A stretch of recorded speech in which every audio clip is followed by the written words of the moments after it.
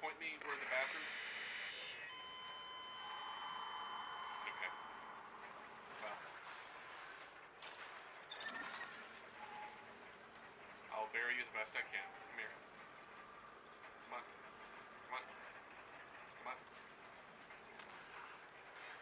Fine. You know what? If you're gonna be that way, then you can just go back to work. There you go. There's another store. I just came from the store.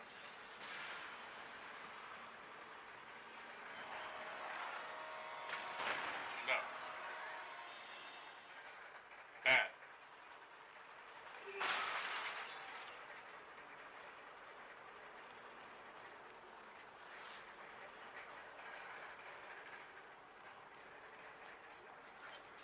Oh, what did I get?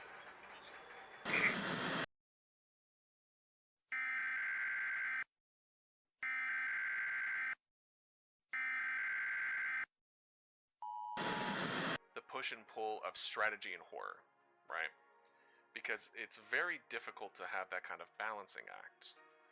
Strategy is about empowering. It's about giving you a puzzle that you can get an answer for, and then you solve the riddle, so to speak, and then you feel smart. Like, you feel good. Horror is about disempowerment. Not that horror can't have moments of empowerment. In fact, I am very much in the mentality of it needs, horror in particular needs good juxtaposition to be good. So it needs humor. It needs brevity, right? Because if it doesn't, the horror aspect gets you acclimate.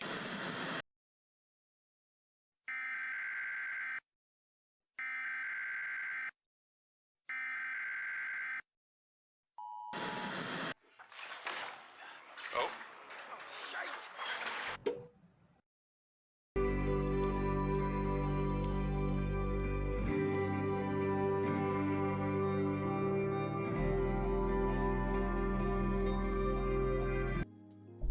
Hello, hello. How are y'all doing today? Hopefully you like Mama Dodo's new outfit. And if you're wondering where it's just like, oh, maybe she's a little shy. It's like, no. For whatever reason, the veto tube that I use, like, is not accepting any sizes above 2048 by 2048. And Mama Dodo's a little thick, you know? We just came back from vacation. You know, she has a little bit of that holiday weight. Nothing wrong with that. Nothing wrong with that. But yes, I made her a rubber duck costume. And for people who may not know, it was like, why game dev are you doing a rubber duck thing? And it's because there's a thing called duck therapy. Or is it quack therapy? No. Is it duck therapy? What is the name of it? It's the process where a coder uses a rubber, like, tries to explain the problem to like a little duck, and then use that as a way to, like, come to the solution to the problem by explaining the problem, right? And it's, so I was like, oh, perfect. We could do that, right? Because another one is like, oh, we could maybe do like a computer screen or something like that. But it's like, with Mama Dodo already being a bird, it's kind of perfect that she would also have like a little duck on her, and like she has like a little onesie on. I think that's really cute. But yeah, no, unfortunately you can't see her whole thing. Granted, I don't think you're missing a whole lot, but until I think what I'll have to do is that I'll have to go back into the drawings and like just make it small, or make it less resolution, I don't think it will cause too many problems. I know when you go from bigger to smaller, things can go wrong. But it's only off by like 700 pixels width-wise. 20 height, it's perfect height. It's just too wide. So that's why she's kind of like cut in half at the moment. So we will, I will be working on that probably tomorrow, and will hopefully be fixed by Thursday for our next Cult of the Land stream, which I've been having a lot of fun with. Granted, I didn't know hard was so hard, but yeah. But other than that, hopefully y'all have been having a pretty good day, pretty good beginning of the week. Hopefully, actually, it's hot as hell in here. I'm gonna turn on the air because my God, it must be really hot. I can usually tell how hot it is considering how frequent my AC is blowing. So, but yeah, so today we're going to try to move forward with game dev. It's been a hot minute since the last time we did it. And I would be lying if I said I'm at tip-top shape today. So we'll just try to do as much as we can. And if we need to switch gears, we'll switch gears, you know? But yeah, it's not like we shied away from that, right? As far as what we have done, we've kind of adjusted this a little more. Let's see. Let's switch to display capture real quick.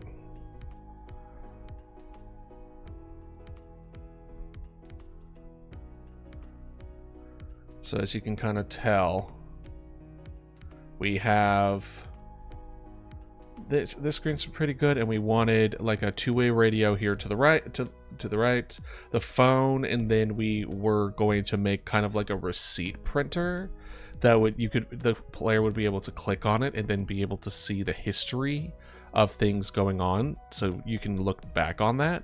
So we're kind of doing like a cross between the awkward stage between full virtual versus still doing physical.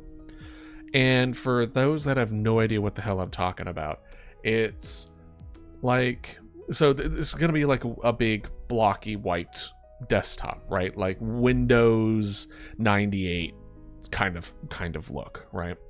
And I don't know if any of y'all had experience with this in any jobs that you've had or anything like that, but in my line of work, I've had to be in that awkward space, even like within the last like 10 years, right? Where it's kind of like, oh, we have electronic records for everything, but we also need physical records of everything in weird places, in weird locations. And I'll give you an example.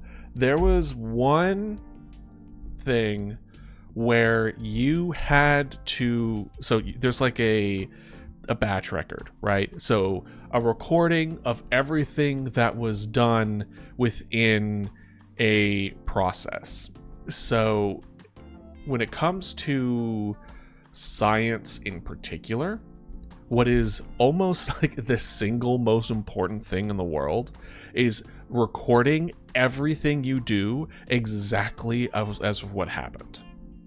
So if you did it wrong, you record that, and then you have to justify it, right? You're just like, oops, I did the wrong significant figures. You got to write that down, and then you got to write a note saying why the hell you did that. You have to justify it. You use the word inadvertently a lot. Like a lot. And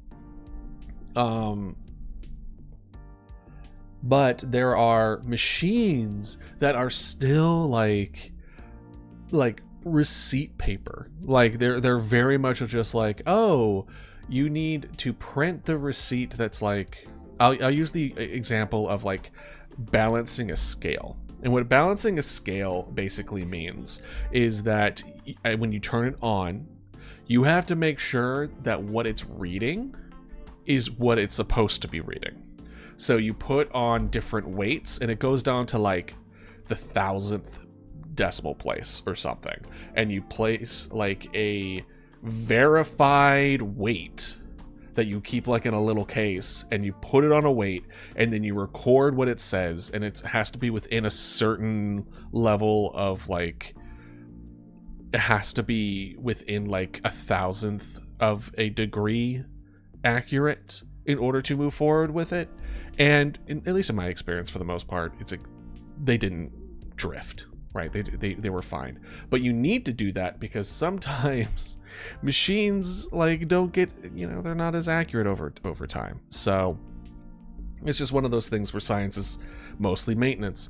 And and so you have these like weird printouts that are proof that you did it, and then you need to attach those printouts to the records that are used to show what you did. So you have like electronic, you're like, oh cool, I do everything on the computer, but as soon as I step into a physical space, suddenly I have like paper, for like completely paper from different sources that you have to tape in there, and then you have to initial and date the edges so it shows that you're not removing them. It's a whole thing. It's a whole thing. And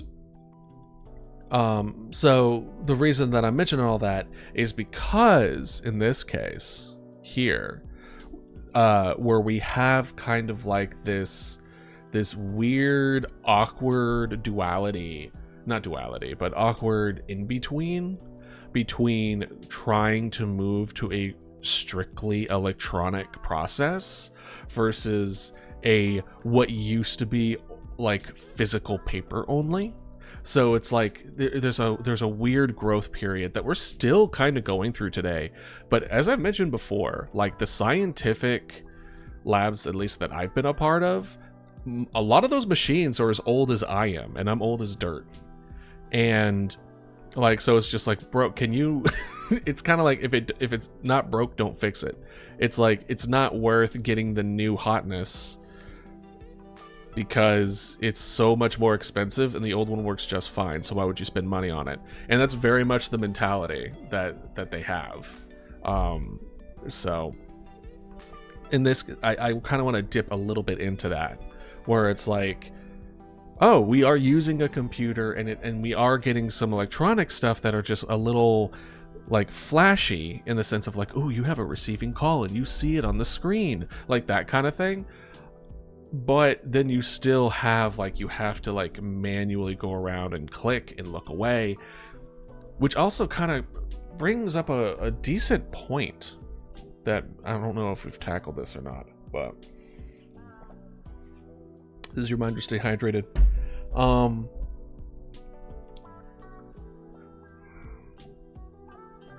What was my point? Oh, so we want to move around so that you're not looking at the screen. Why don't we want them looking at the screen? Right?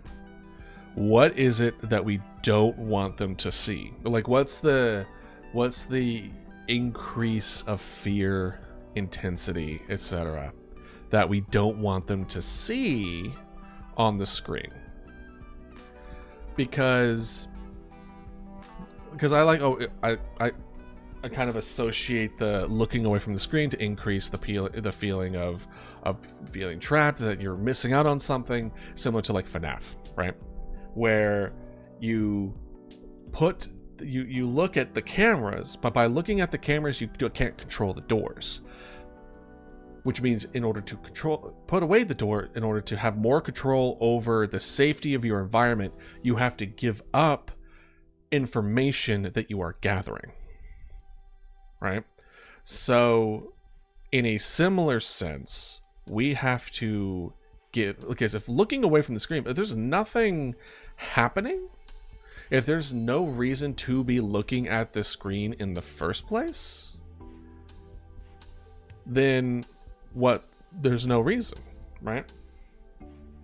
then it doesn't matter if we look away because nothing's happening. There's no feeling of pressure. There's no increase of like, oh, I need to take care of this. I need to take care of this. I can't. It's like I look away from the screen, but when I go back, is it going to be okay? It's like, am I missing something? So I feel that a majority of the information,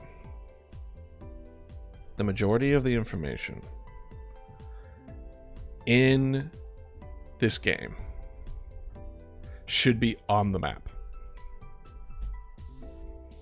And then you have additional information. You have the history over here. You have to answer calls over here. You have the two-way radio right here, as well as I still like the idea of the numpad, where you essentially have, that's how you like send them out, is that you move away from the screen, you go down to the right, and you're like, cool, 2A, 2B, 1C. Whereas like 2 police cars, 2 ambulances, and 1 fire truck or something, right?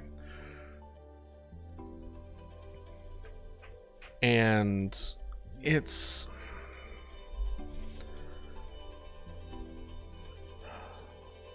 But what should we have on the screen that when looking away, there's the feeling of, I need to keep... Like, we need to give them a reason why they want to be looking at the screen. In FNAF, it's because that's how you know where those guys are, the animatronics are located. You need to know that so you can put up your guard, or if you don't need to put up your guard, right? And kind of in a similar space where what is the information on this map going to tell you? Because we've created the map, and I think we actually did a really good job with creating this map. As far as breaking down the locations, as far as what each one kind of represents, as far as the distribution of it, I like this map. I think as far as our first, like, map together, such pretty good. But we didn't really think of a good reason of why they need to be looking at the map. Like, what changes? Because as far as sending the resources, you have them moving around on the map, right? You see them go. Maybe seeing the resources go is enough. Maybe it's enough, you know?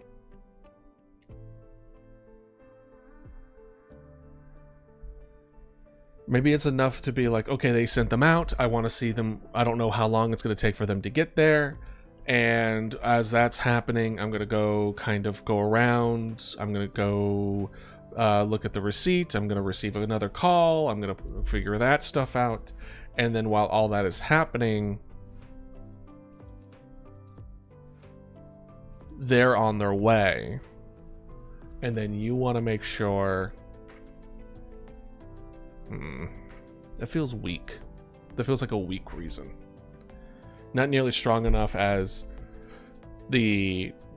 because if they're close, you'll be in danger. And in order to know if they're close is to look at the main screen.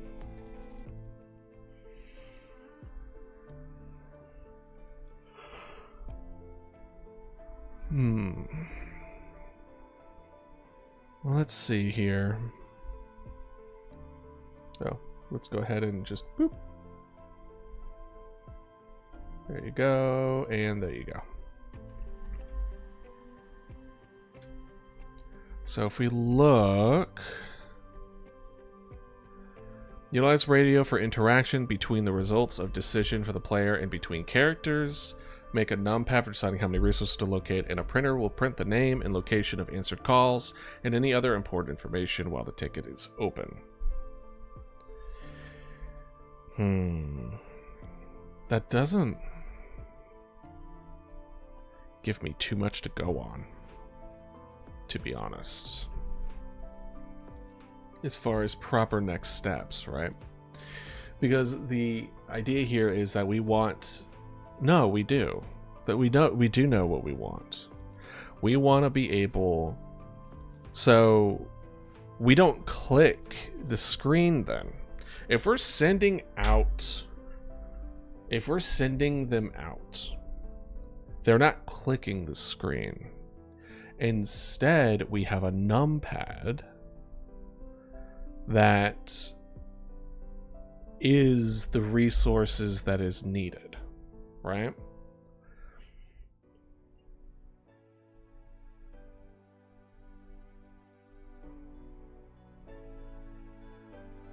It also comes up, hey agent, how you doing? Do you like the duck onesie?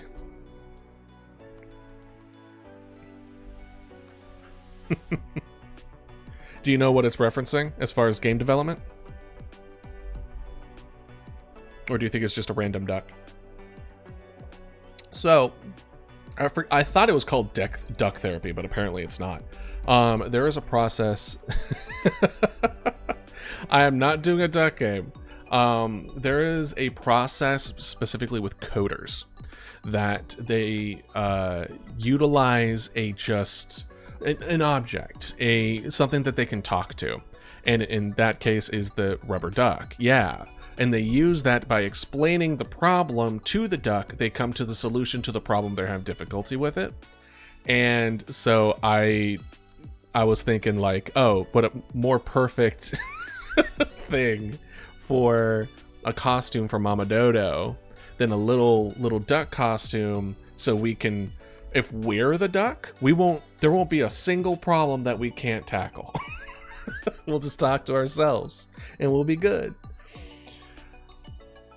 Yeah, I was like, oh gosh, what costume? Because I want to make a costume for her for like everything that we kind of do.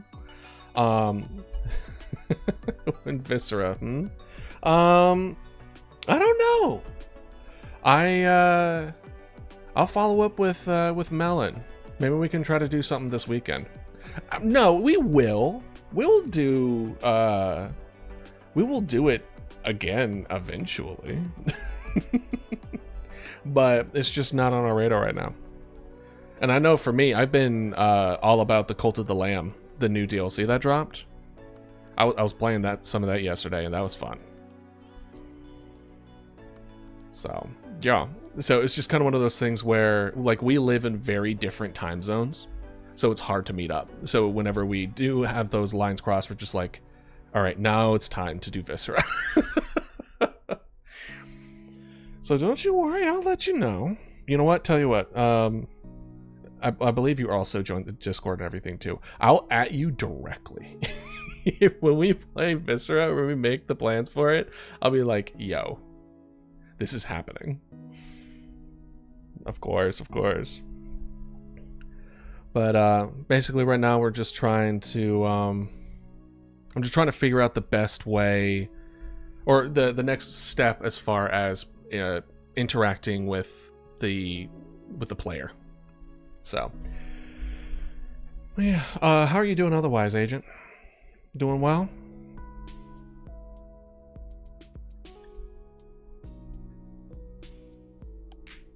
Pretty good.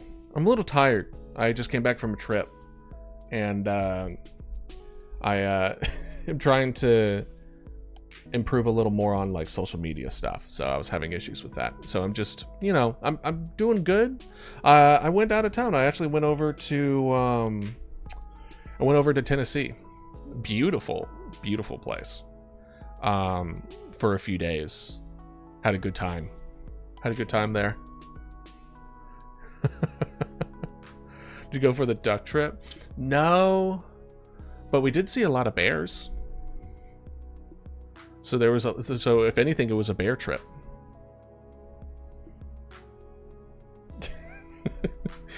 But I did make the suit on this trip as well. Gotta spend the time somewhat. I did not eat a bear. That is one thing I did not do.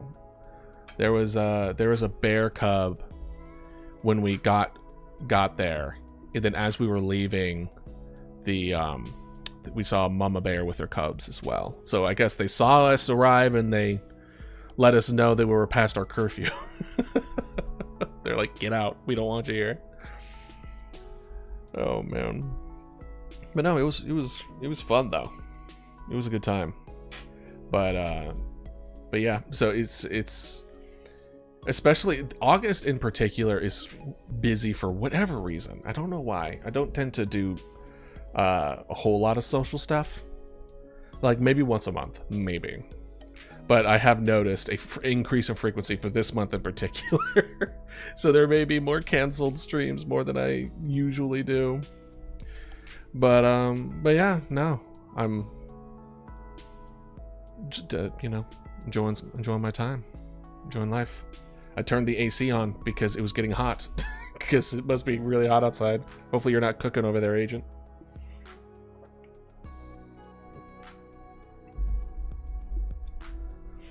But yeah, all right.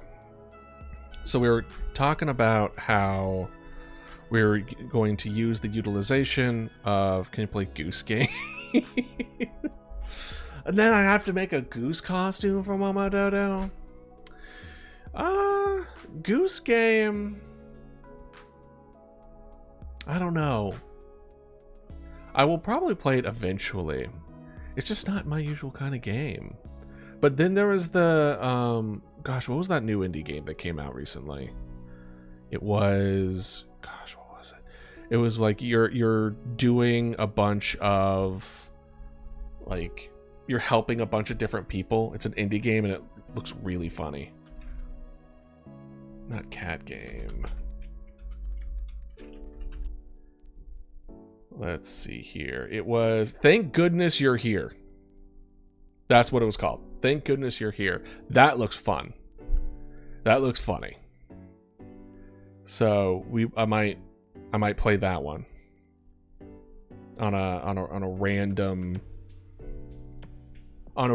day where we just need a good when we're just looking for a game to kind of fill in the time. But yeah, so we want the player to answer the phone. So let's go through the process. We get a phone call, so they go out of the screen and then answer the phone. The receipt will come out of the machine. That would be the history of all the calls that has happened. Then the player then needs to decide. The phone is a duck. I mean, I do plan on having a little rubber Mama Dodo duck in the corner of this desk that you can, similar to, like, you know how in FNAF where you can honk the, like, boop the nose of Freddy, similar to that, where it's just like just a little Easter egg of Mama Dodo in here, because why not, right?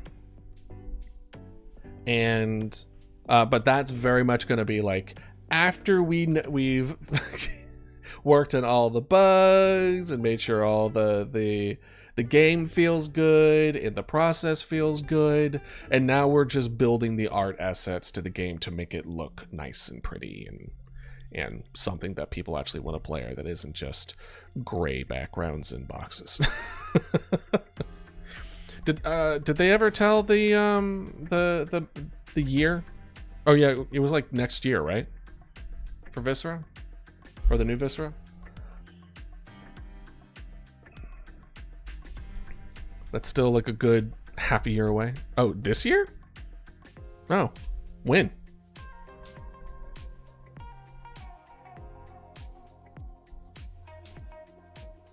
I don't believe you. I don't believe you. Hold on. There's no way. Really? New Viscera game.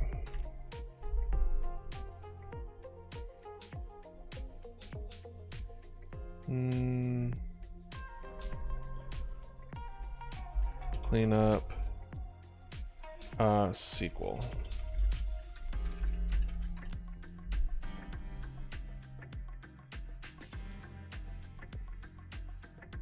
Is 14 tomorrow? What's it called? Is it Viscera Cleanup 2? Detail 2? What's the name of it?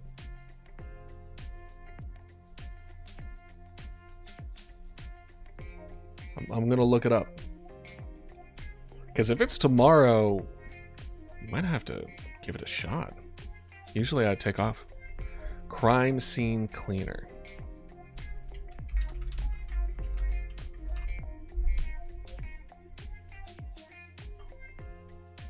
Oh, it is tomorrow.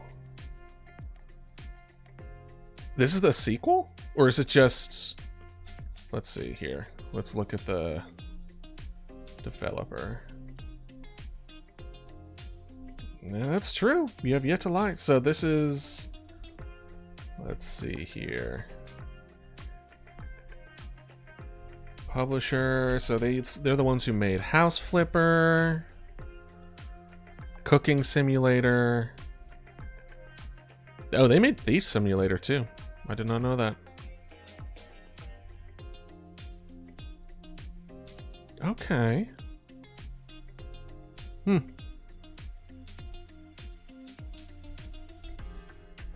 So it's definitely another cleaning game, but I don't think... I'm not seeing the connection with the first one. Because I think they might be made by different, same person. Let's see here. You need to buy it for you? I'm going to add it to my wish list, though. Boop. There you go. So that way I know. It doesn't say how much it costs yet. Watch it be like $5. It's like 800. You and your pricing, I swear.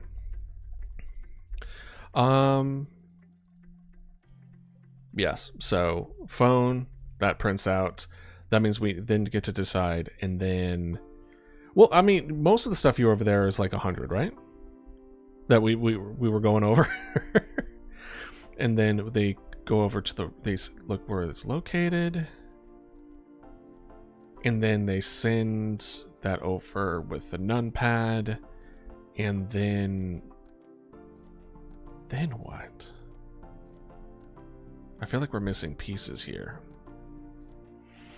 Because they answer the phone. That starts the history. They look at the screen to determine where this is located. And then, but with the combination of how the phone goes and where they are located on the map, they use that to determine what they need to send over to that location. They go to the numpad, make the location, or send the resources accordingly. Then what? Then I think it's something, and then they see the resources, they see the different stuff. Let's see here, let's go to display capture.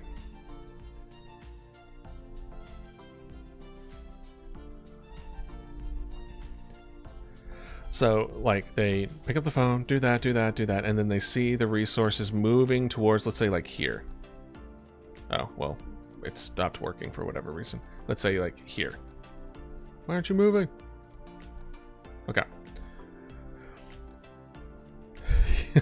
Fresh start cleaning simulator? Alright, let's see.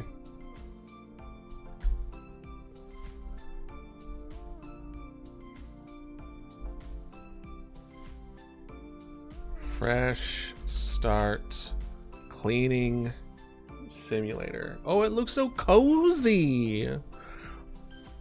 Single player game in which you embark on a mission to clean up the world and restore nature to its fresh and colorful space. It's kind of like, it's giving me Slime Rancher vibes.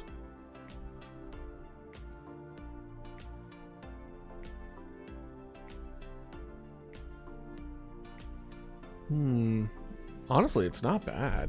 And it's pretty cheap. It's like 4 for me. It's 60% off. It's like $4. So like so like a meal would cost more. than this game. Okay. I'm gonna add to my wish list.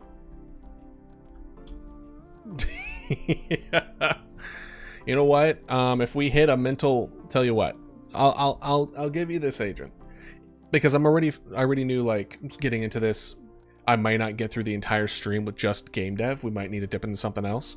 If this game dev stuff has made my brain too wrinkled and I need to iron it out a bit, I will get that and we'll play that today. Deal?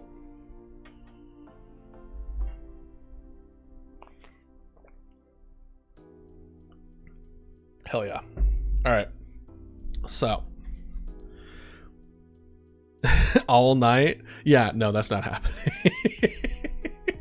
Yeah, I went on a binger. It's like, oh, what were you playing? Were you playing, like, League of Legends? Like, nah. I was playing Fresh Start Cleaning Simulator. They're like, damn. That's the hard stuff. No, I've already had my eye on stuff like Power Washing Simulator and stuff in the past, too, so it's very satisfying. It's good. You know? So as the guys are moving over there, and then they arrive, and then you get to opt in and hear what's happening and what the results of the things that you sent over there are.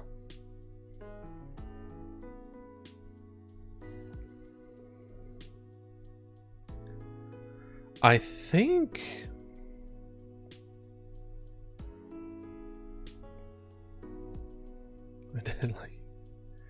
if I'm dead like your game in your game. Wait, if I dead like you in your game? What?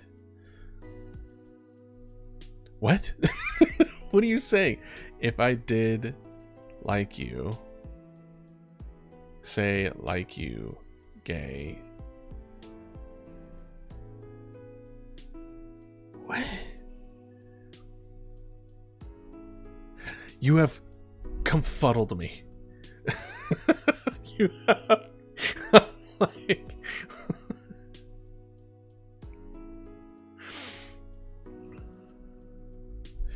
I do not know what you're saying. If I did say in your game to the guy on the phone, you're gay. Oh, okay, there it is. It's the on the phone. As far as right now, I don't really. I haven't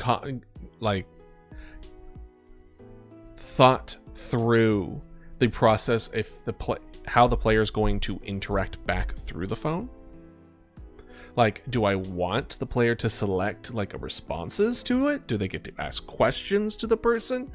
I certainly am not going to do the text to speech and then create like an AI system that would understand and react accordingly, because that's a whole other thing.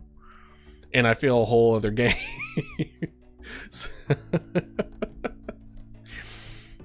Will also be incredibly time consuming. And it's like, the point of the game isn't the fact that you can respond to these people the way you want. The point of the game is that it's a horror experience in which you're slowly losing ground.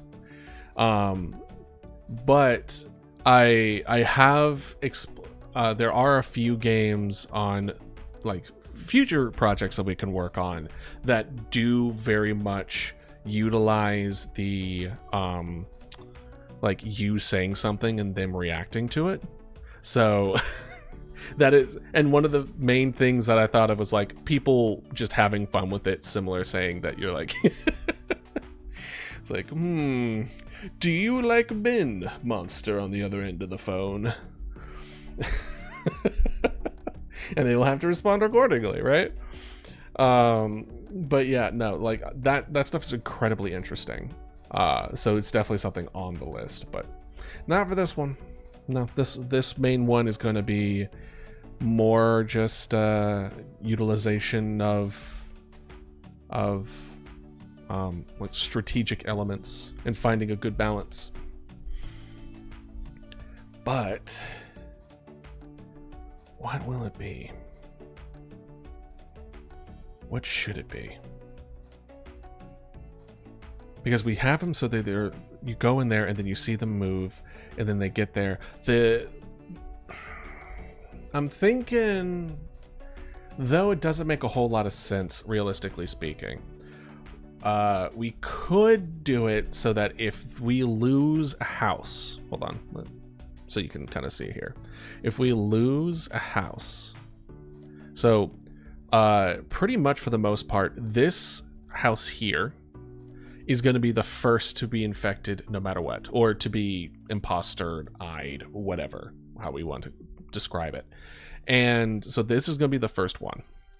And then it goes from like house to house, and then that way we like seeing the map. If we get a random call, some like weird activities happening over here, but we know they're over here, then we could probably be like, yeah, they're probably not that far. We could pretty much assume that they didn't reach that far, right? But for the most part, I wasn't going to show the player how, if a place has been taken over or not. I was going to give the player the agency and ability to like mark the houses as taken or not, so they can have the power to be like, oh, it's over here, or it might be here. Like they can write notes on here. Maybe not full freeform, because then they're just going to draw penises on the map the whole time. Not that there's anything wrong with that, but that's what's going to happen. But what if instead, if we do lose a location, aka it's been taken over, what if it does show on the map? What if the houses like turn red or something, and then now you can't send anyone to those locations anymore? Then there is agency to look at the map. You want to look at the map, because at any point you could lose a location. And you're just like, oh no. And a part of me likes that. A part of me likes having the player look at the map and then see the red location start creeping ever closer to the player. And them trying to like fight back against it. But they slowly are gaining ground until eventually the only thing not red is your location. And then that's the end of the game, right? But the issue with that is, how would we explain that? What kind of in-world explanation do we have that we have a we would consider it red, right? Maybe, what if the red of a location is a phone line disconnection? So now, like, it's basically saying, hey.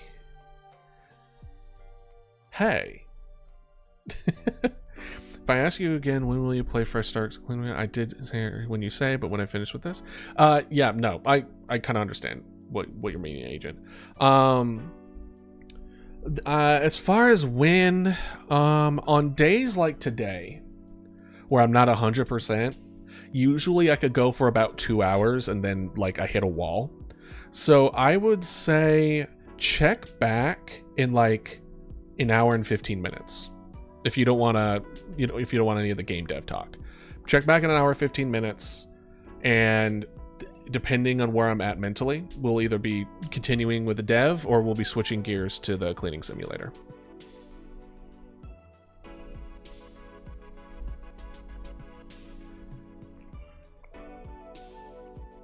Up to you though.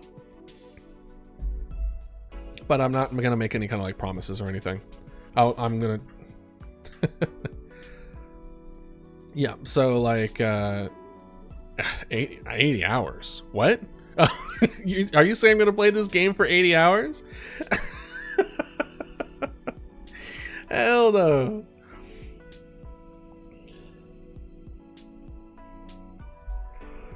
No, I usually stream for like 4 hours. That's usually my go-to. I've done 6-hour streams before. They tend to take a lot out of me, especially since I like to do work after stream. Today, 8 hours? Oh, no. It's still, I'm still gonna, so I'd only play it for like a couple hours or so for today, if I was gonna play it in a couple hours. I'm not an 8-hour streamer kind of guy, at least not yet. Maybe after I've been doing this for a long time, 24-hour stream.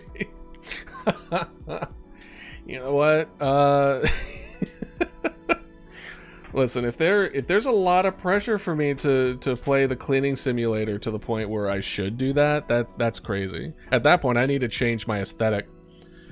I need to turn Mama Dodo into a nanny or a nurse, or not a nurse. Damn right, it's hard. Trying to do anything for 24 hours is hard. I think the only you need to have skin to clean. Hey, that's bigoted, sir. How you doing, Lux?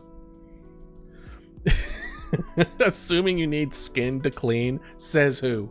Says who? No one. There is no rule or law that says that you need skin to clean. All right. Now, is it probably a good idea to not... I mean, it's probably a good idea to just have skin in general, as far as infection. It's 9 out of 10 doctors recommend having skin. Yeah, I am having my my duck outfit for game dev. That is what I decided to have Mama Dodo have on her when we're doing game dev stuff, so I could talk to myself and to y'all, and we will solve any and all problems like a good coder.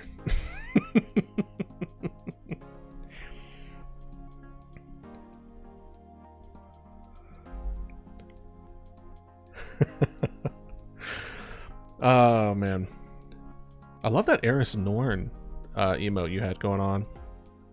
That's funny. Am I gay? No, I am. No, I am not. Unless you were really not asking that question. But you know what? I take it as a serious question, and I'll give you a serious answer. No. It was just half-assing it. It fails, restart everything till it actually works. I mean, kinda. As someone who has actually like put some coding work into this game, you know, like I have at least some experience.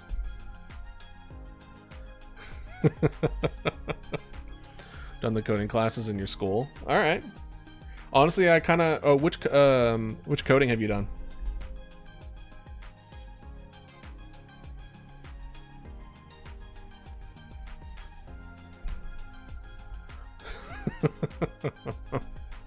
Maybe make Temple Run. Oh, that's cool.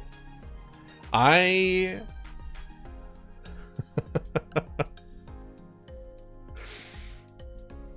have actually made... I've kind of half made a handful of games, but I remember growing up, my parents actually sent me to a, like, game dev camp. It was over at...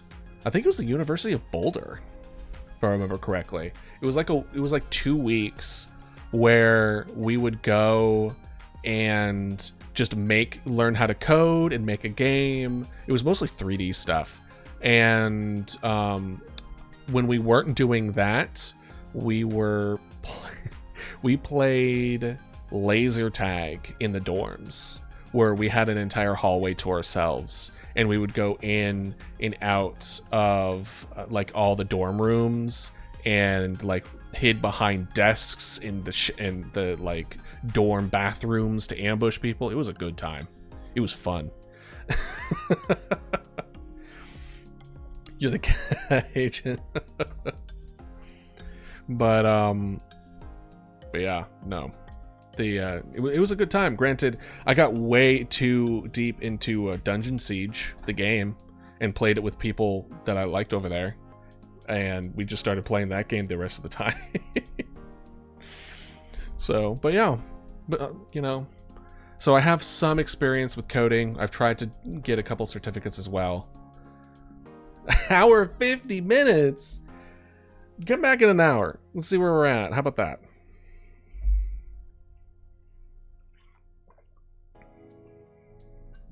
One hour. And then we'll see where we're going. Alright?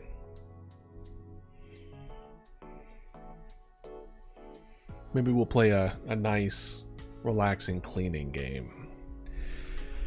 But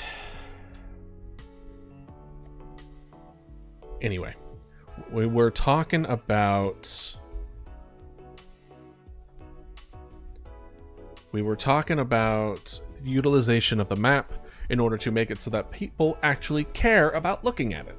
Because we've focused a lot as far as the interaction between like the phone, and we made decisions as far as the two-way radio, and we've now kind of fallen in love with the idea of the selection of the resources is actually through a numpad away from the screen.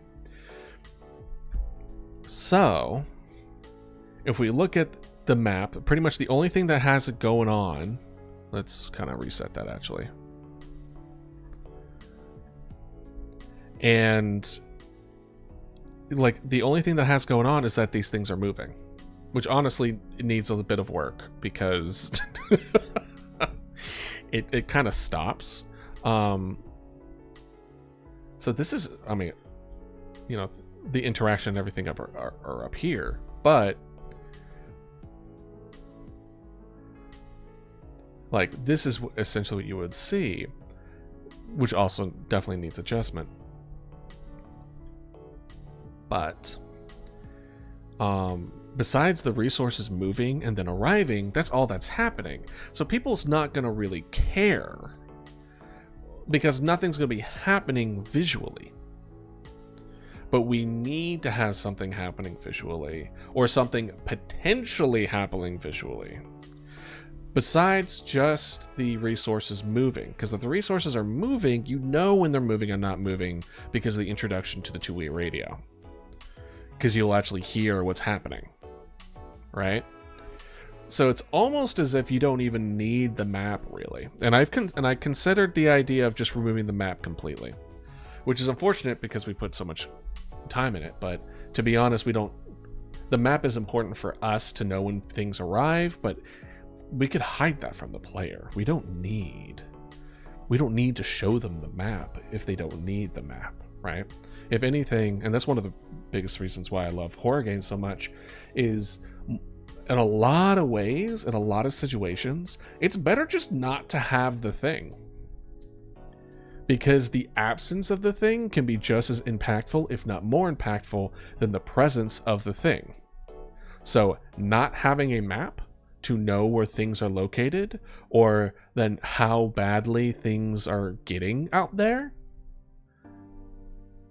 is a potential, is a thing that would be very interesting, right? In fact, do we want to create a situation like that?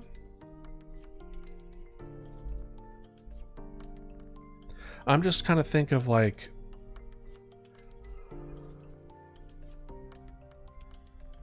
what if that if you lose a particular thing, let's say that we have like a power plant, we just add a power plant in here, right?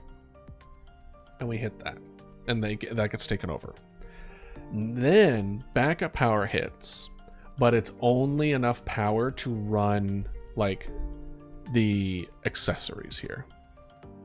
So you have dim lighting in the background, you have very atmospheric, creepy vibe. The calls are coming in, this is coming in, and these are coming in, but now you don't have a map to see things that are closing in. You only have the calls that are coming in, and you have the two-way radios, how everything is going, but you don't know how really bad it is.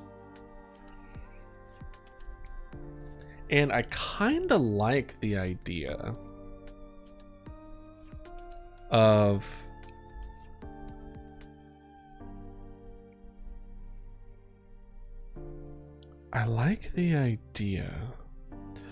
having the map in the beginning, because we want to because that kind of supports the giving the player the feeling of, you know, it gives you knowledge, it gives you empowerment, only to take that away later. And that may be the interesting in between strategy. Are you saying you're eating the map? Yeah, Lux, you eat the map. Now they don't get a map anymore, and that's it. That's the end.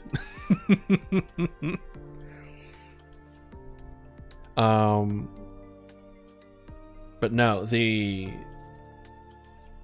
so we give them the map that gives them the feeling of that the strategy gives them the, like, oh, I know where everything is. We see the address. We see all that. It just gets smaller and smaller. It's like, someone nibbling around the map? Why is it getting smaller? I thought there was a house here. And you're like, nope, no houses. There's always like 12 houses. Don't worry about it.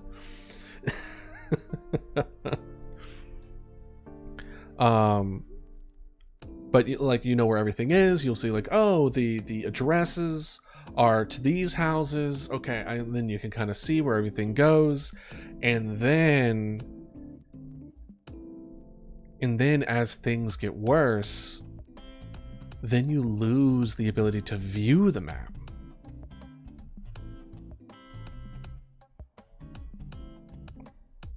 I think that could be an interesting piece, but that's not the whole piece. Little by little, like Lux eating the map, we need to give them a reason to be scared to lose the map. We need to give them a reason of like, oh no, this thing that I was paying attention to, I can't pay attention to anymore. And that causes that sense of looming dread that we're trying to kind of instill here. So what if we kind of combine the two ideas? So the previous idea being the houses, once they are lost, turn red in the same locations. It becomes disconnected. It becomes unable to be communicated with. Like, it has like an inherent system. Like the CAD system is able to tell if a location is able to be reached or not. And if it's not able to be reached, it will turn red. Right? And we're going to use that as a tool to determine that you can't send people there anymore. You're not going to get calls from that location anymore. You're not, like, they are essentially...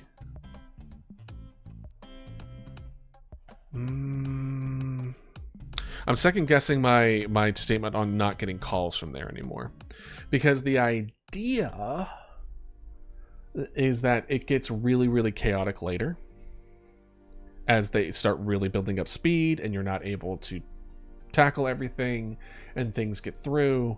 But if you get less and less calls, then it's less chaotic, right? It's antagonistic.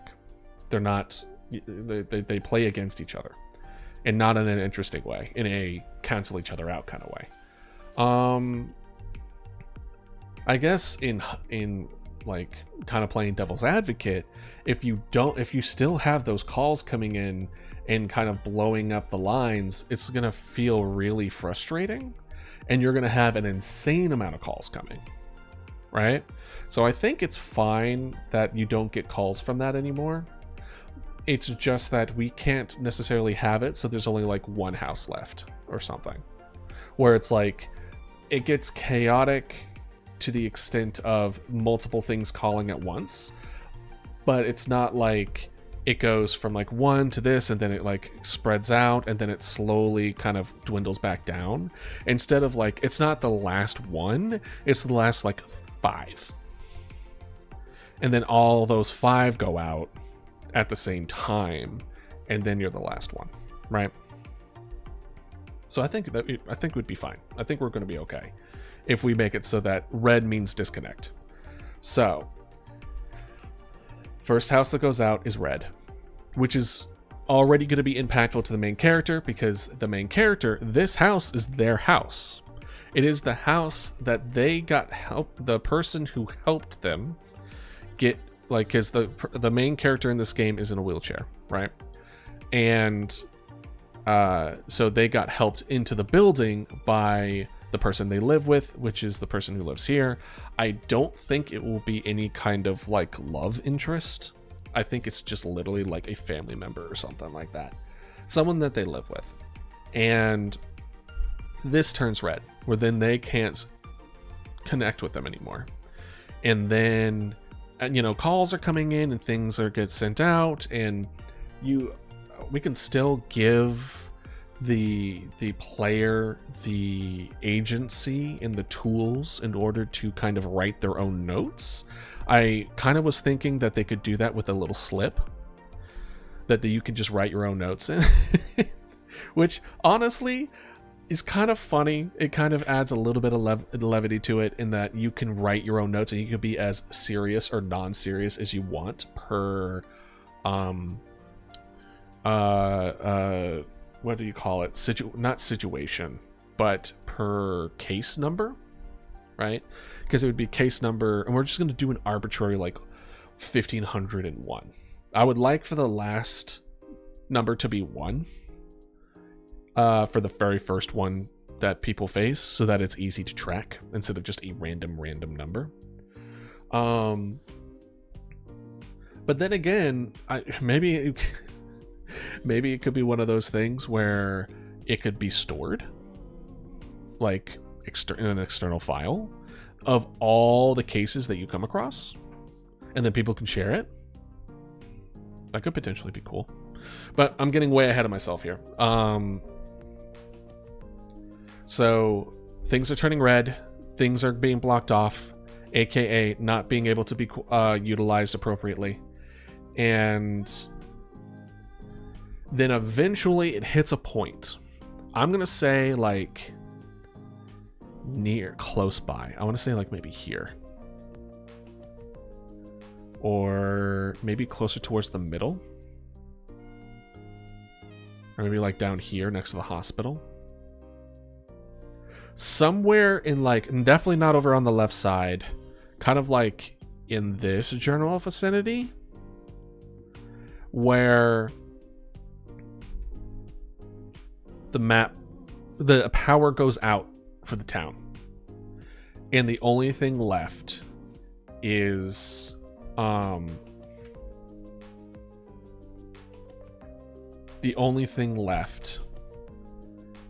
phone lines. Nothing else. No streetlights, no nothing. The power of the town is down. The computer and the map is down. But now you don't see the things go red. You don't know how fast it's spreading. You don't know how close it is from closing in. All you know is that people are freaking out. And it does give a flag. So we have essentially like, where are they? 4 coworkers, right? We have 4 coworkers in this situation where they are the I was gonna say artificial inflation. That's not a thing. Well, that may be a thing, but that's not the words that I wanted to use. The jump in difficulty is coordinative to the amount of coworkers that you have. So in the beginning, you have 4 coworkers. There are 5 people working, and you are receiving 1/5 of the calls. You're taking 20%, right? And then things start going bad. Things start getting weird, and then they're like, okay. And then one of them is like, no, I'm not going to be a part of this. I refuse to be a part of this. I'm out of here. I'm done. F y'all, F this job. I'm leaving. So they leave, right? So, and then now you're receiving 25% of the calls. And then that no one has seen that coworker again because Lux ate them. And then things go forward. And then I think like maybe a particular house is what I'm thinking for a coworker too, because of the 4 coworkers, one of them stays to the end of the game. One of them leaves immediately. One of them gets a call from their own house saying that someone had broken in, so they leave to try to save their child. And then the other one, I think we decided that they wanted to like join the force, like they wanted to join the resources, you know. So we create this artificial like these kind of situations where they will always eventually happen, and when they do, it ups in difficulty. So the first one pieces out regardless. The first one is gone pretty much straight away. The second one I think would be cool if it was a specific house, which is their house, and once that house is being attacked, that's when you lose the next one. And then the third one, if we go with the wanting to join the force thing, it could be it's when you lose a certain amount of police officers. Then it's like, we need police officers. I have training in it. If we have no one to send out there, everyone's going to die. Right. Or I think he was actually, I remember designing him to be a little more arrogant than that. Just very much just like retired and be like, oh, what, they put me at a desk job because they're afraid of because I'll do too good of a job, you know, just really one of those. And then you can send him out, but then you don't have those calls anymore. So near the end of the game, you're receiving close to like 2.5 times the amount of workload than in the beginning. That's if we stick strictly with, mathematically sound. But if you know anything about game development, you skew those numbers, baby. You make it seem like it's a 50-50, but you put it as a 70-30 because you know that when it comes to probability, people suck at probability, at understanding probability, specifically with the feeling of probability, right? Just the idea of like, oh, okay, this is a 50-50, yet we all know if you lose a 50-50, it's on the game. It's the game's fault. That's so not 50-50. I lost this 7 times in a row. There's no way this is a 50-50, right? So because people have those kind of emotional ties to probability, you have to skew it to a non-accurate probability in order for it to feel like it's actually accurate. And it's a really weird kind of mental thing. Let me write something down real quick. There you go. And so if we look, did I write it down is the question.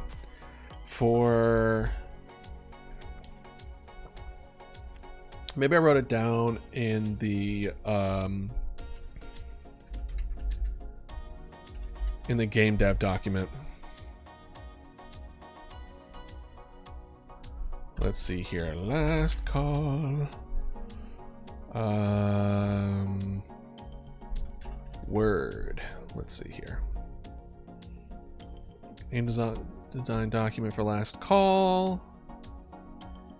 And then if we look, let's see here. I'll not get that for y'all. Granted, it's probably way too small. There you go. Oh, I just saw coworkers. Characters, coworkers. There's the bailer. Pretty much what I was talking about. The person who decides they want to just run away, try to convince everyone to leave. Coworkers try to convince them to stay. You have the breaker, the person who breaks mentally and just cries in the corner. I think we're trying to replace that with someone else, maybe. Yeah, here we go. Potential replacement. Ex-cop chained to a desk that eventually leaves so he could do some actual good. Player now has an additional police car, but it increased to calls. Then you have the provider, the person who leaves to go protect people they love. And then the ride or die, the person who stays the whole time, but they're replaced by an imposter at a certain part of the game. And you don't know about it. Or maybe you do. I don't know. But the point is that it's supposed to be a betrayal at the end, essentially, for a person that you trusted most. And I was like, let's see here. In the last bit, have him calling people he cares about on the phone, excuse himself to fresh up and cry. However, he is replaced by the mimic in the process. Yeah. Just like a very touching moment that is followed by that was their death. That's how they died. So that's, I would say, of the 4 that go down, the weakest one is probably the ex-cop. Because so I'm trying to think as far as the electricity shutting off, the fact that you now don't have, right, like any more electricity. So all the screens are no longer working and you can't track things moving from place to place, but essentially you can still do your job, is an excellent point in which a coworker should leave. Right? So which one would we feel like that would kind of work out? We would, don't think the power going out would, I think we can remove the last one, the ride or die. The ride or die ain't going anywhere. The coworker that leaves to save their family makes a lot of sense. And I honestly love that as a reason for them to leave, where it's like, I'm so sorry. It's someone who cares about their job. They care about other people. They care about trying to fight against this, but their child is in danger. There's no way they're not gonna go. And it's that feeling of like, I'm just gonna go to pick them up. And then I'll come right back. I promise. And they're like, but I have to go. And then they leave and they never come back. And it's a moment of, in my opinion, real. And I want these characters, these people, I want them to have realistic reactions to this shit. When things go bad, there are people that stay strong. And there are people who don't. And so that's why I'm kind of tempted. I'm kind of tempted to replace the bailer. The person who decides they just want to run away. But to me, that is also one of the most realistic responses to this. Right? The fact of like, bro, this is just a job. This is just a way to get money so I can have money. It is not something worth dying over, and I am not going to die for it. And so like a person, as soon as things get weird and things get sketchy in the sense of like people getting replaced and there's these like undescribable creatures or monsters that are slowly gaining ground, like who among us wouldn't just be like, yeah, I'm out of here, see ya, I'm gone, we're out of here, no way, there's no way I'm gonna be staying. Because a lot of people I am fairly confident would just be like, yeah, no, I'm not gonna die for this, I'm going to leave. y'all. It's like, no, I'm not dealing with this. I'm not gonna go. It's been an hour already. Welcome back, agent. And so like you have that actual real response of someone just being like, no, like I'm not going to deal with this. I'm going to get out of town, and I'm going to drive as far away as I can get, and I'm going to make sure that I live.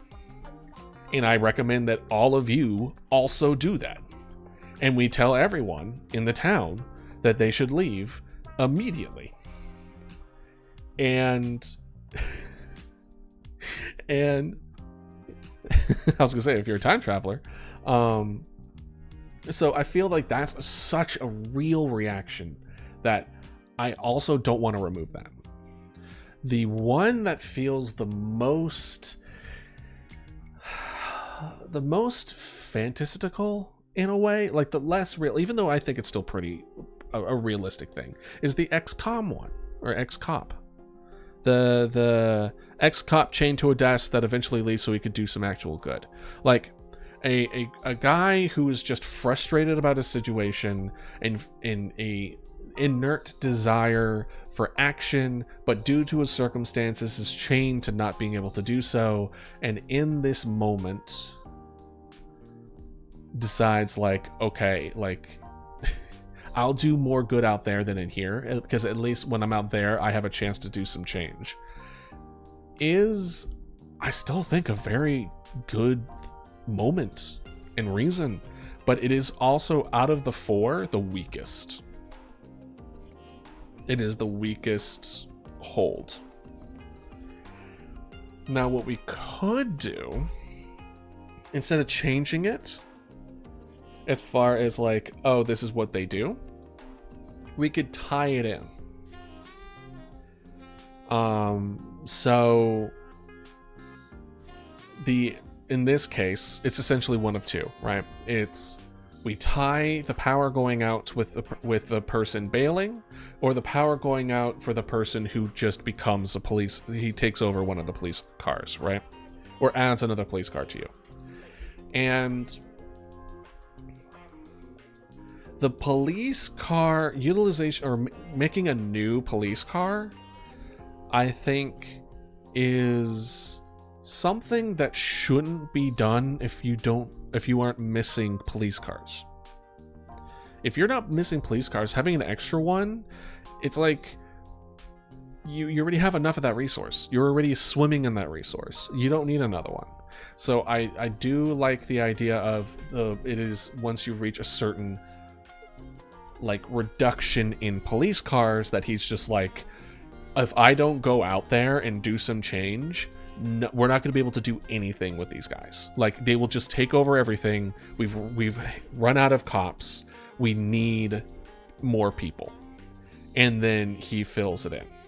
And I know we also thought of the idea of like, or tickled with the idea of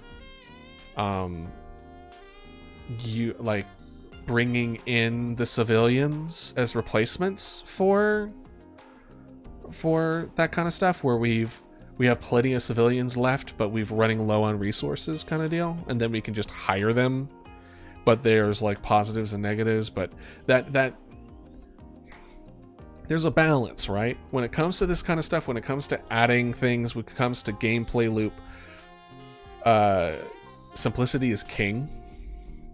You want to add depth, not complexity. And by adding the fact of, oh, now the civilians can be used as resources, you've really added a lot of complexity. You know? Hey, Lawrence, how you doing? Added doing what? But it adds a lot of complexity, but it adds depth, but I think it's an equal amount of depth and complexity. So it's just like, let's not do that, right? And so I don't want to do the power going out with the ex-cop, because I think it should be the reduction in the resource of cops to then he want to be like, I'm gonna be on that now. However, so for the bailer, I was just gonna have that in the beginning, where he just bails, and he was just like, "Nah, this is too far. I don't want to do any of this." Right? But the idea of the bailer bailing when like the electricity goes out, that kind of checks out. Where it's just like, guys, I stayed even though when I didn't want to. The power is out. We need to go. And in which everyone can be like, "Oh no, we can still do our jobs." How are you? Martyr COD? What does that mean?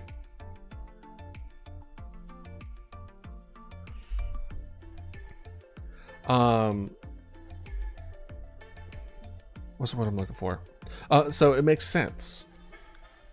I mean, oh, thank you. I appreciate that. I'm doing all right. You know, just trying to think through some how I want to go about the kind of interaction with players with the game that I'm trying to make. How about you, Lords? How are you doing? How you holding out? Hopefully you're in a nice, cool place. I don't know. Over where I am, it's pretty hot. Good. But yes, so the power going out would, I think, make the one who wants to bail a good reason to bail, but we kind of have to tackle it carefully, because originally that was going to be in the very beginning, where that's the beginning of things going wrong. That's when things are starting to scale up. Yes, it is an indie game, or at least I'm the only one making it. And but if he's not gonna, if the one who bails is not gonna be the initial increase in difficulty spike, I mean, I'm trying to make this game. I mean, you know what? No, I need to be more confident. I will make this game. Did I make it within the allotted time that I wanted to? No. Yeah, you can call me Martyr. How do you pronounce it? Is it Martyr COD? Or is it Martyr Chod? Is it with a K or Ch? And you're more than welcome to. I just never heard that word before. Cha? So Martyr Chod. Am I pronouncing that correctly?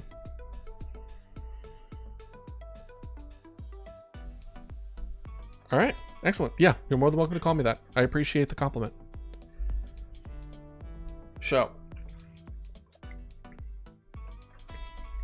if the bailer isn't going to be the first one to leave, then it would probably have to be the woman whose house is taken over, which means we need to move her location kind of closer to this spot, like maybe here, like by the third or fourth house.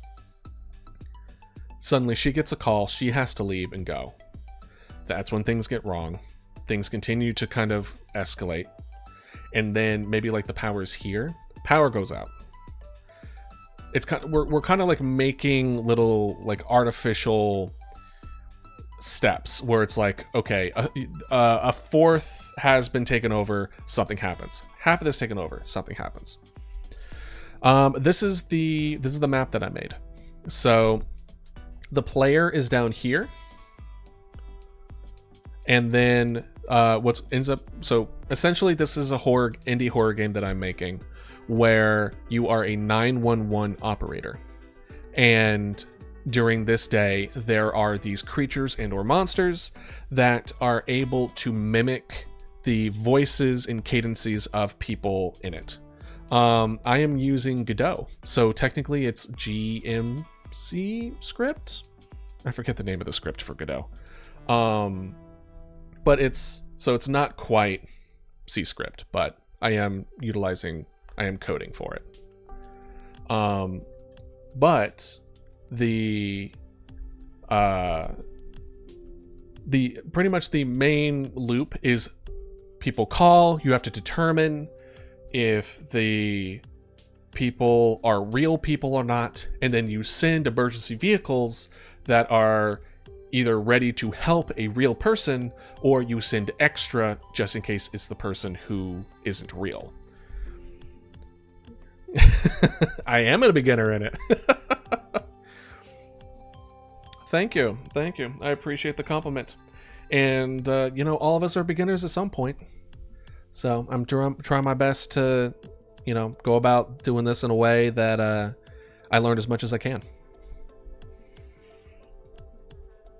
A lot of this is kind of learning in progress, and, we all learn together. Because at least from my experience when it comes to looking around and trying to learn from people and trying to develop this kind of skill, it can be intimidating,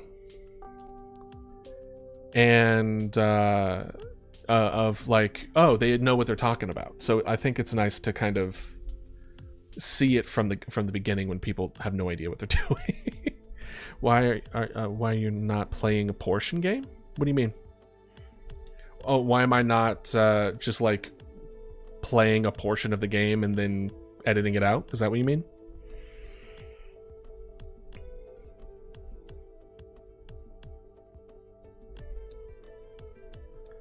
I am on Discord on the my social in the socials below. I have my Discord set up, so you're more than welcome to join.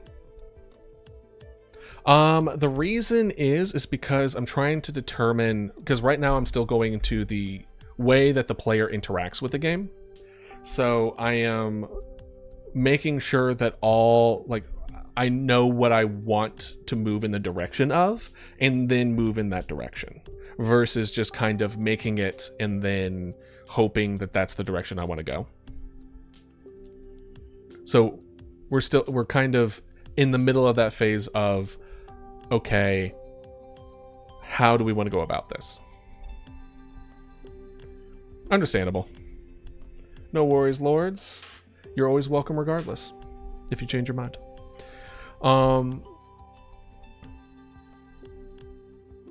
Okay. All right. I'll consider that. Lords.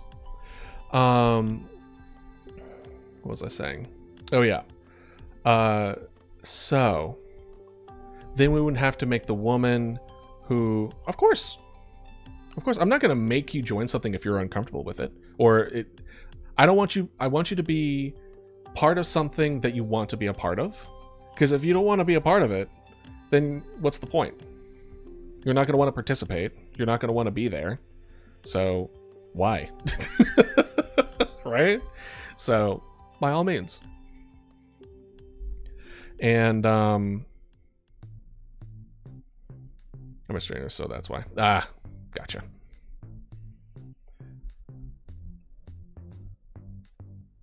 Completely understandable.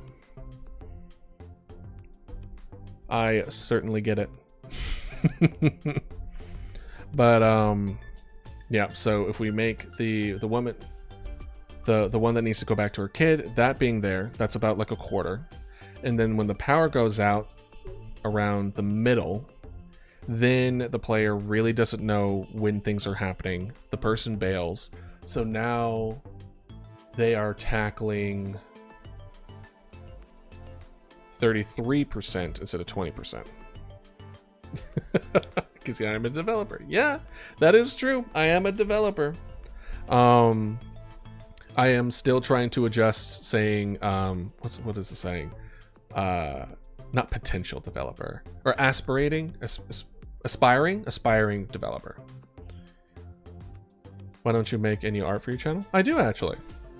Do you not see Mama Dodo's duck? And it's mostly because there's certain priorities as far as which art is made for what. And so anything that doesn't already have custom art, it's because I haven't gotten to it yet. It's fine. You don't like my duck? You don't like the onesie from Mama Dodo? That's all right. I'll just get better. No worries.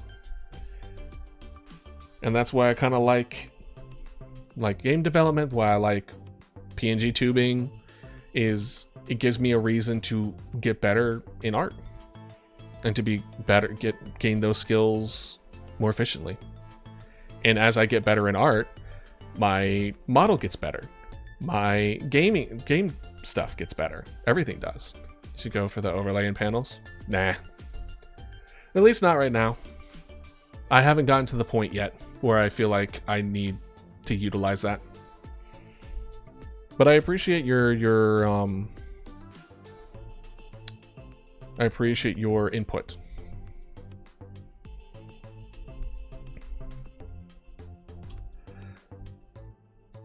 All right. Where are those Marys I saw on your stream? They're Marys. What do you mean? Is that colloquialism?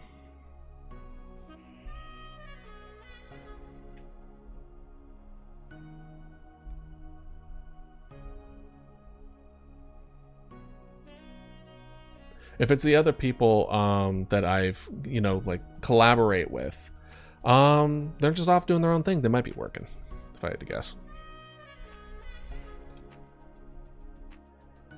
But let's see. Oh,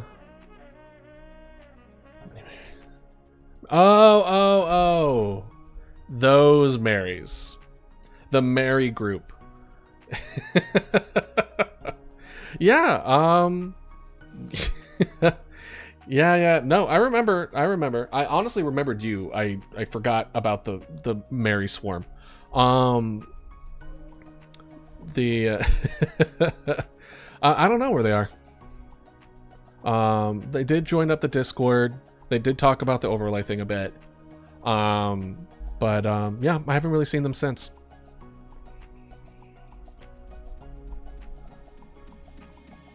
But no worries. Sometimes that happens. But yeah. Hopefully they've been treating you better. From what I remember.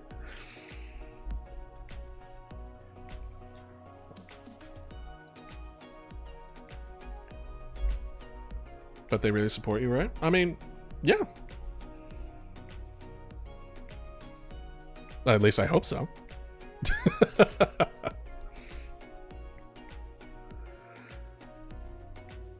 All right.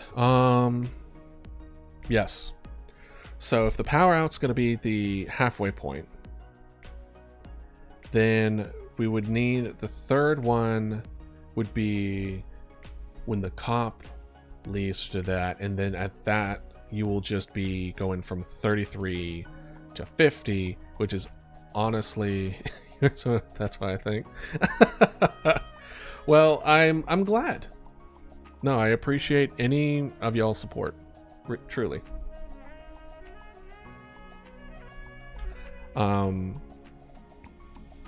And then you go, that goes up to the 50%, which is way too much to tackle, and then eventually you get to the point where it's just you there. So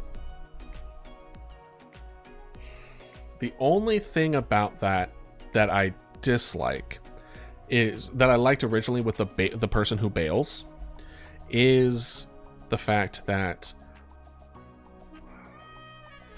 it's almost it's immediate. It's like, hey, because when you think about horror movies or horror situations from an external point of view, a lot of the main things that are complained about is as soon as things get a little weird, people are like, just leave the situation, just go away.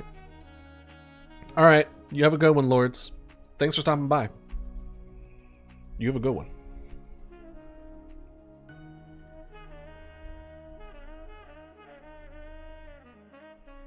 And what was I saying?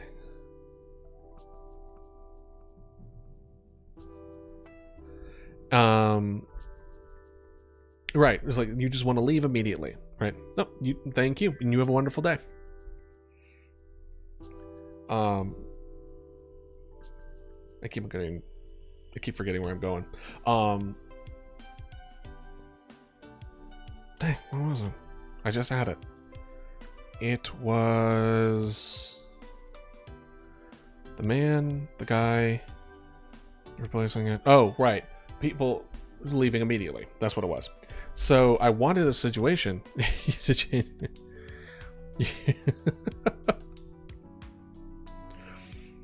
Hey, there's nothing wrong with the duck. There's nothing wrong with it, lords.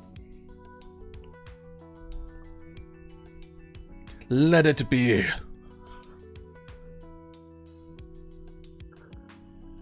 I'll think about it.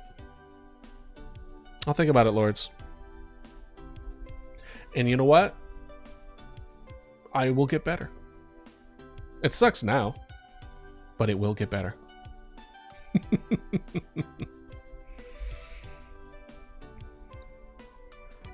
So for now, I don't mind. If I minded that it looked bad, then I wouldn't be doing art on stream. All right, lords, you have a good one.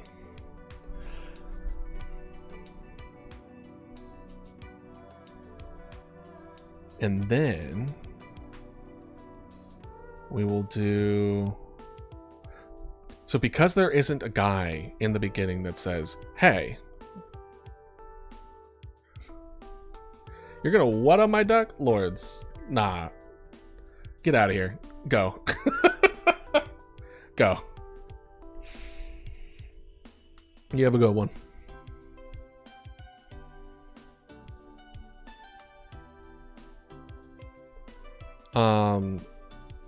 What was I saying? Yes. Leaving early. Because there isn't a guy who leaves early, they're just like, nah, this is a bad situation. We need to go. We all need to go. Let's go. I feel like that's an important role in a horror situation, because that's something that a lot of people are like, hey, why isn't there a guy who does this? Right? But if we have him as a later thing and only have him go off when the power goes out, I mean, what we could go about is that he tries to do that. You know what I mean? Like, he tries to go about doing that. But... oh.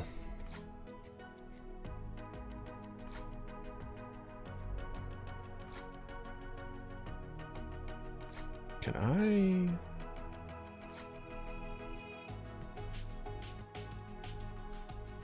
Oop. Whoops. And... what's the word I'm looking for?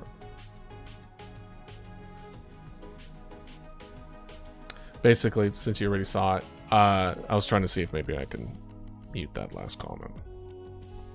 It's a little inappropriate, but it's fine. I don't want to ban her or anything like that. But it will be fine.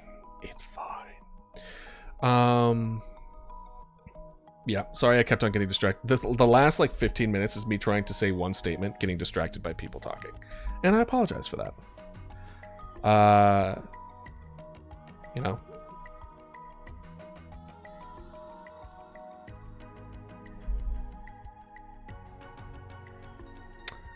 You know what? Let me address it a little bit. I think that's what I'm gonna do. So, y'all can't see on stream, which honestly, I should fix that. I should make it so, especially on game dev days, I should make it so y'all see what happens on, like having an overlay for that. I might do that today. We'll see. But let's address that. So what that was is a person that I am 60% sure is just trying to sell me stuff, right? And that's been happening since the beginning of streaming, where people kind of like follow and join with the expectation of selling. They're not there for you. They're there to sell stuff. And for the most part, it's good to be respectful. It's good to be, treat them like people. But in this case, where it's kind of like a person kind of bashing your hard work, know that that's normal. People are going to hate on what you do. And that's okay. Because it's not for them. Art is one of those subjective things where not everyone's on the same page. And if people don't like the things you create, they are not meant to be the audience for you to make things for. So in the case of this, where you have somebody who very much just doesn't like how things that you make look, it's like, okay, I will get better. But even my better artwork may not be up to certain standards. And that's okay. Because it's not for them. In a lot of ways, it's for me. See, art has always been a very personal thing for me. Right? It is very, like, I used to only draw either for myself, or I drew as a way to express how much I care for somebody. Like, I drew my significant other pictures growing up as like anniversary. It's like part of an anniversary present or something, right? It is how I expressed care and love. And I've had a very negative experience with drawing as far as not even being able to draw at all. Because I would draw and then I would hate that I would be drawing, and then I would that would so demotivate me to ever practice, and because I don't practice, then it continues to suck and I continue to be demotivated and it just spiraled. And it wasn't until streaming, it wasn't until relatively recently in my daily life that I have been drawing more in the last 6 months than I would say in the last 6 years. And so it's not the best. Of course it's not. I haven't drawn in like 15 plus years. In most of my life, right? I the way I like to describe my art is like somebody who was skilled at art when they were growing up and then they stopped, because that's an accurate description of me, right? And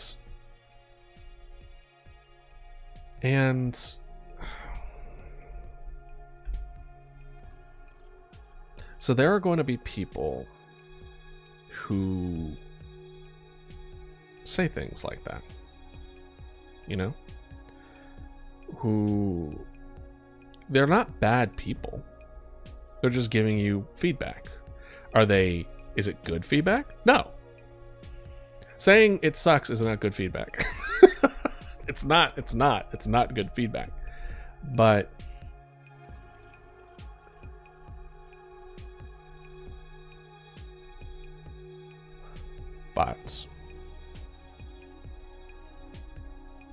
you don't have to please everyone. In fact, I recommend not doing that, or trying to even attempt that. Instead, just focus on yourself. And where do you feel satisfaction? Where you want to go about it, and develop yourself in ways that make yesterday's drawing make you cringe, right? Because funnily enough, cringe is a sign of growth. It means you're at a different place now than you were before. I'm going to be completely honest. I don't like my drawings. Not really. Because what I want to draw and what I'm able to draw is nowhere close. So I hate my drawings to a certain degree. But I need to treat myself kindly. I need to treat myself well. Because if I don't do that, well, who else is going to? Right? You should always treat yourself with the kindness and respect that you feel that you, well, that anyone deserves, really. So treat yourself kindly. Understand that you may hate your drawings, but you are not your drawings. You are not the evaluation of what you create. They are an extension of yourself, but they are not you.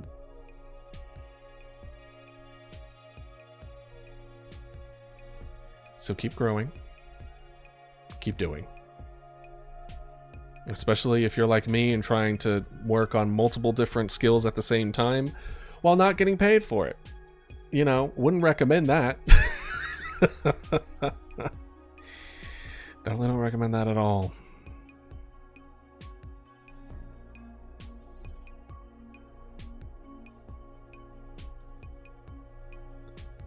But believe in yourself. And if you don't believe in yourself, then I'll believe in you for you.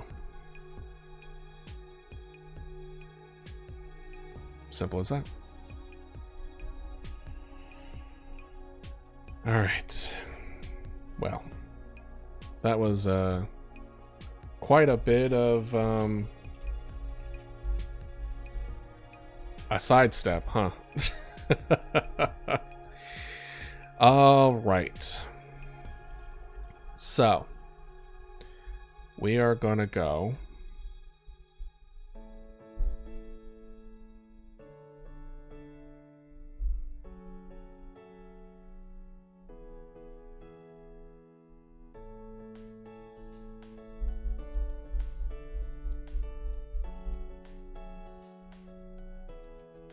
Not go.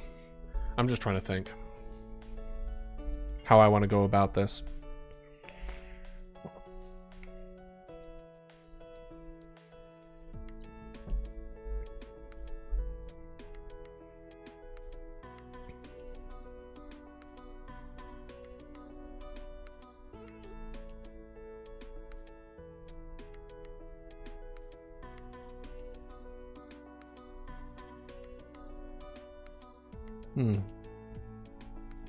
Maybe.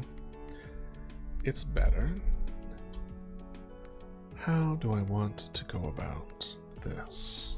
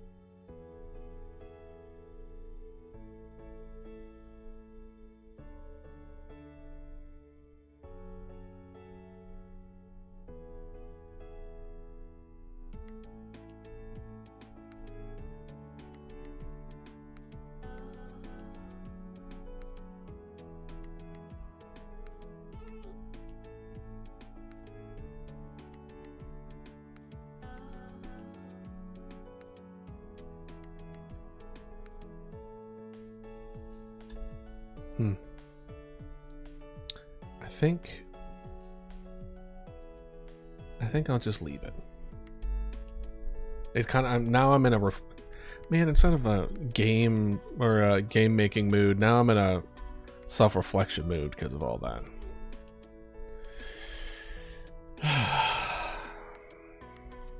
Okay. Well.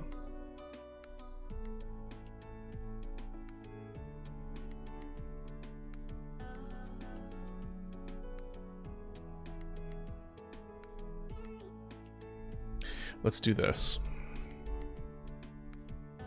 Let's write down what we've done today. I've been very much thrown off. Let's see here. Imposter system. Tutorial. Interaction.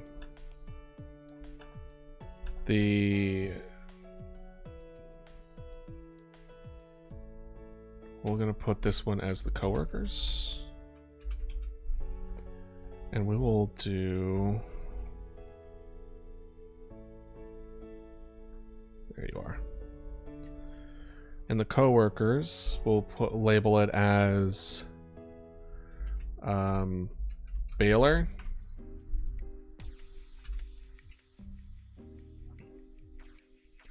Notes.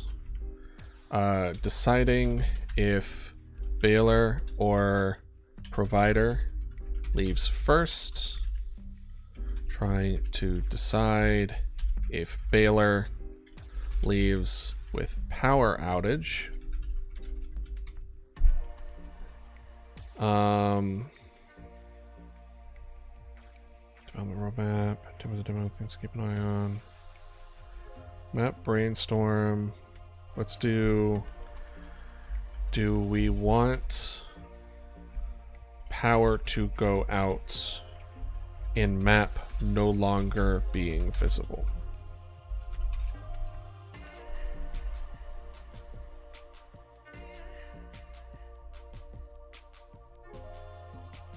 Because we want to think and talk about that, right? As far as interactions go, though, I think if we stick with what we talked about before, with things going red. Oh, in fact, let's add that on here as well. Add when the phone is disconnected from a location, they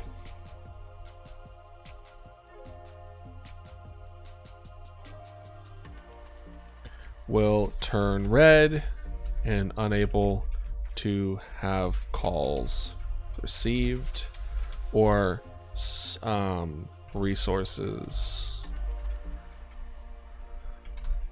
sent. There we go. Perfect.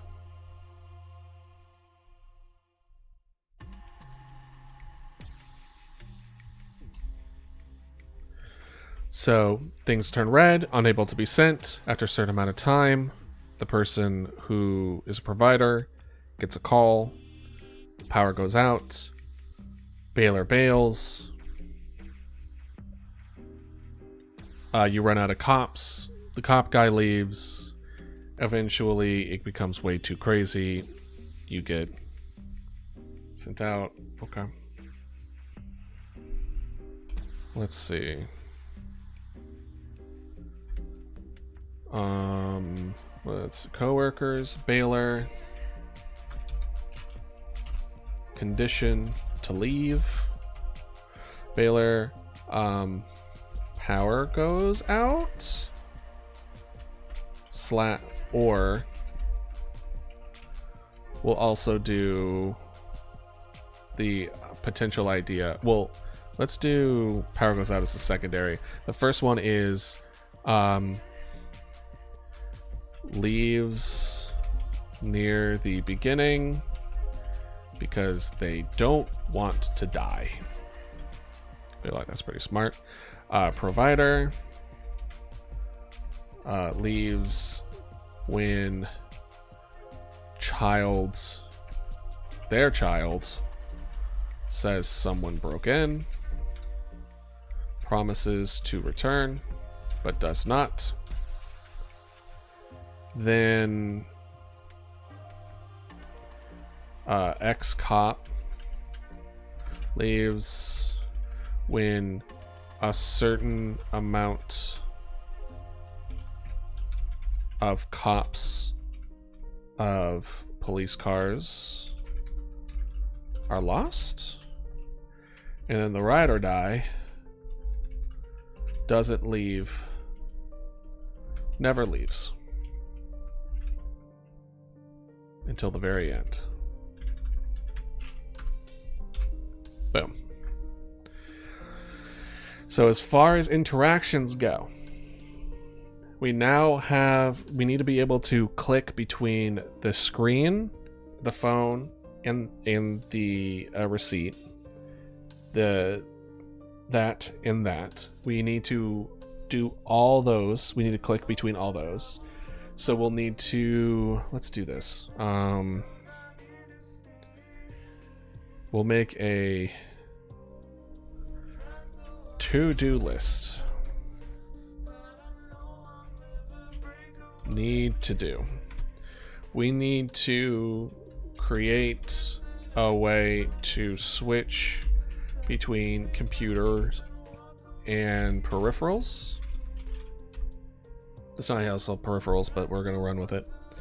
Because we're just going to click here, we're going to click here, and then it's going to kind of zoom in to the phone, and then you can kind of see the caller ID on it.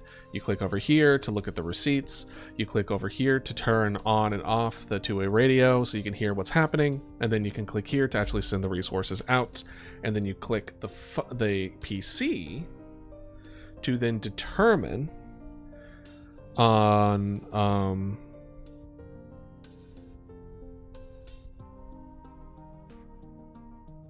determine like where things are located and if how you losing houses. Potentially we're going to go into the power in order to make it so that you don't get to see any more of how bad things are and how they are going, but we as a developer will probably have this going on in the background, right?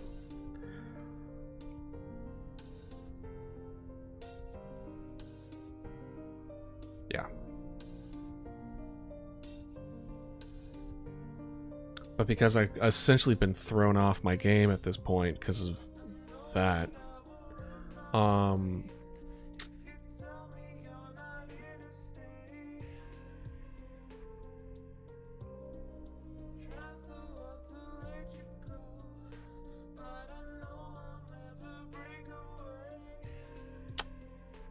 let me see something.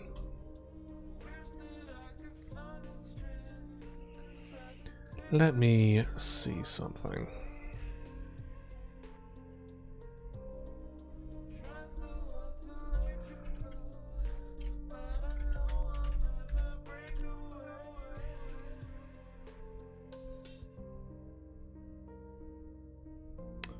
Okay.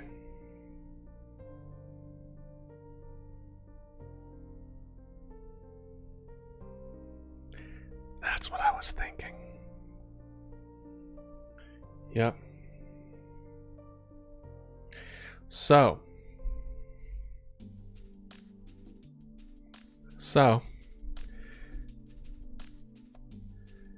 then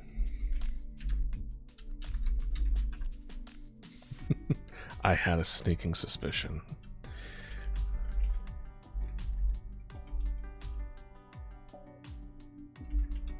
Yep. Yep.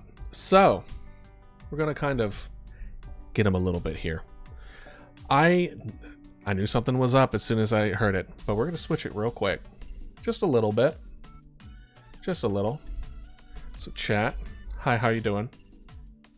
Hopefully pretty well. So, Lords is king. He originally told me that he was gonna, you can call me this name. Means great person. I just looked it up. It's not. It's a cuss word. He was calling me slurs the entire time.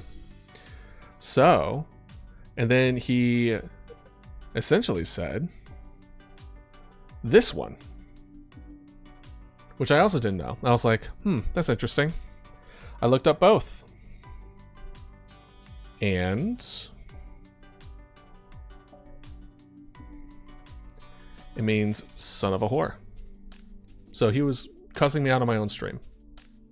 And then also saying that my art's bad. So Lords is king. Consider yourself reported. And consider yourself banned. Simple as that.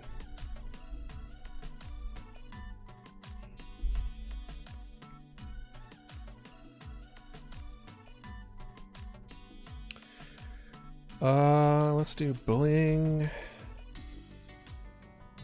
Bullying and harassment. Advocating harassment, coordinating harassment, malicious pranks, revealing personal information, targeted abuse. Let's see here. Yeah, we'll do hateful. Slurs. Yeah, slurs.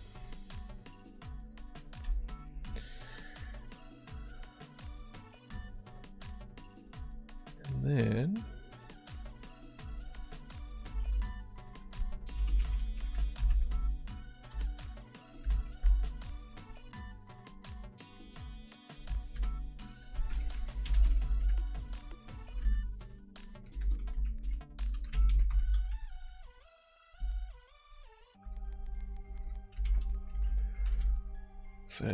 he also said he was going to jerk on my duck. Which is such a weird thing to say. Alright. Hateful conduct, slurs, and or symbols. Submit report. And we're going to block that user. And ban him.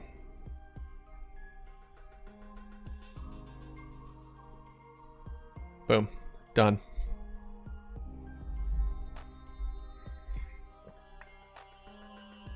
Go to show you. Be respectful, but don't be a doormat.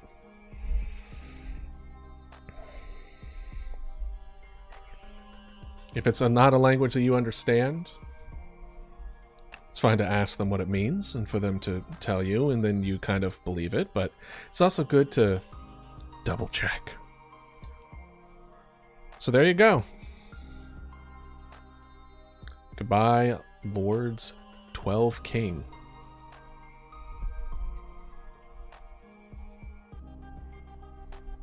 And how dare you?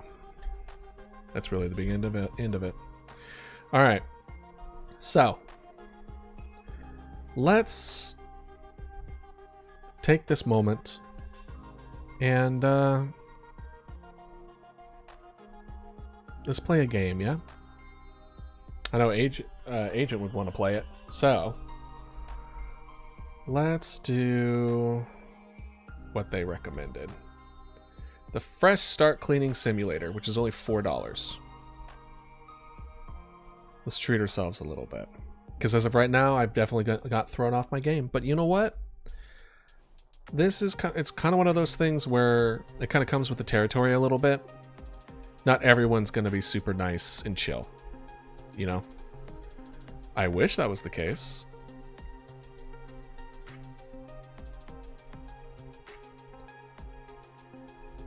But, you know,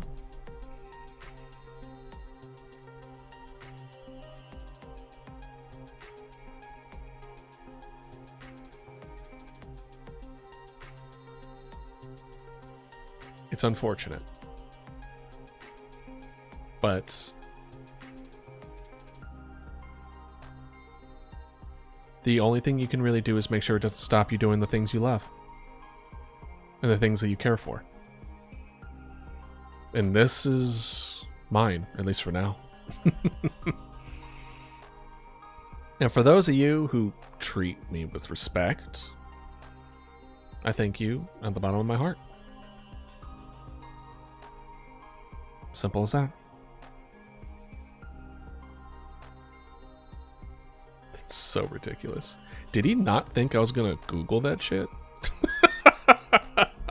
Did he not think that I wasn't gonna be like, oh, it means this? It's like, you really thought I wouldn't look up the things you say mean these things. Oh. Ridiculous.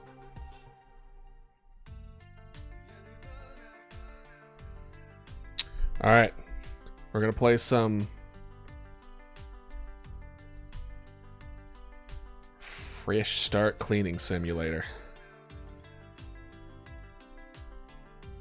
When did this come out? It's like 2022? Alright. Let's see.